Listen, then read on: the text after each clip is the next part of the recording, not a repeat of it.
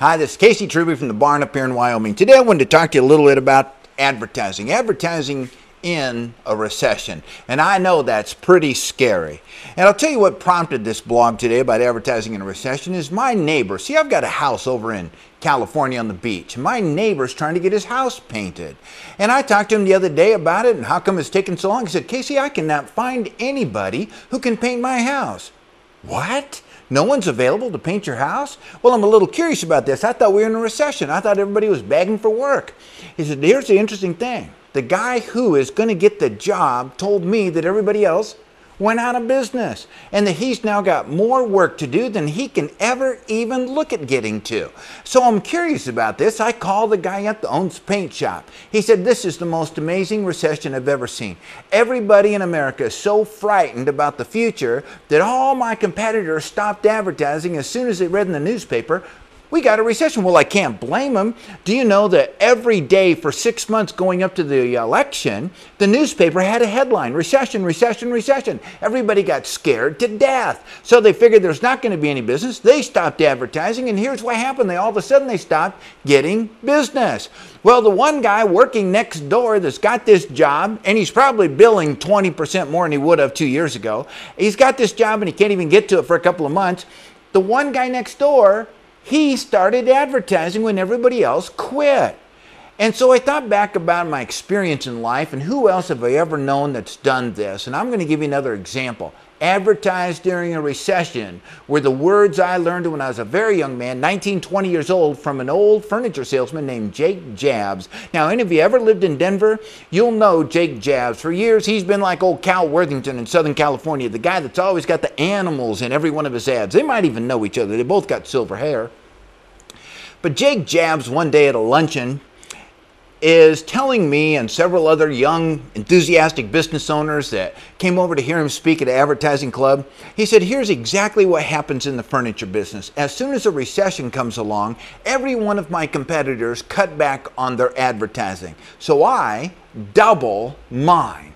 And I figure it's going to eat up our profit margin over the next 6 months, but I tell you what, I double mine. And then here's where we make our money. On the back end. And I'm curious as could be, how could a furniture business have a back end? But here's what old Jake Jabs tells me. Casey, I double my advertising budget. And for a little while, I don't make much money.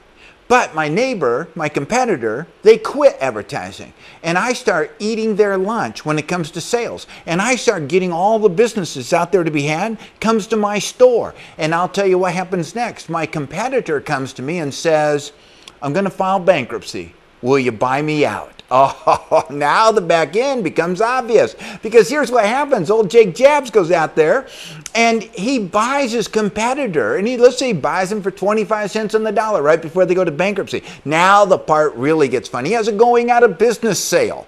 And everybody loves going out of business sales. Recession caused us to go bankrupt or going out of business. Come and get this furniture cheap. And I'll tell you, Jake Jabs parked a semi right out of his store over to the store he bought out, took it out of his big store, the one he's advertising on, in the middle of the night by the semi-load, and snuck it over into the little store that was going out of business. And he did that for the next 90 days until he had to, by law, go ahead and close the doors. But every day the store was full. But people clamored in because they thought they were going to get a good deal. Now here's why this is so interesting.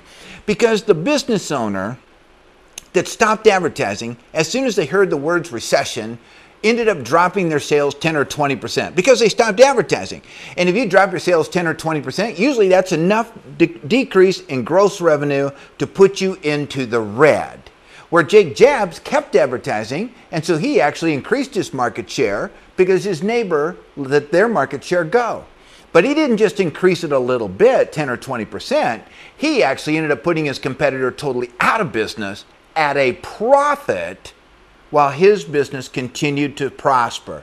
And I asked him about this. He said, I've done this every time we've had a recession for the last 30 years. And now I dominate 70% of the office, or 70% of the furniture business in the state of Colorado because I keep in the market when things are bad. So unless you're any different than the painter next door or the furniture company in Colorado, I recommend that you do not stop your marketing program during a recession. This is when you increase market share. This is when you bury your competitors who are all going to quit. This is when you lay the groundwork to become a big, rich business owner. It's Casey Tribute, Lonesome Cowboy. Let's keep that cash register ringing.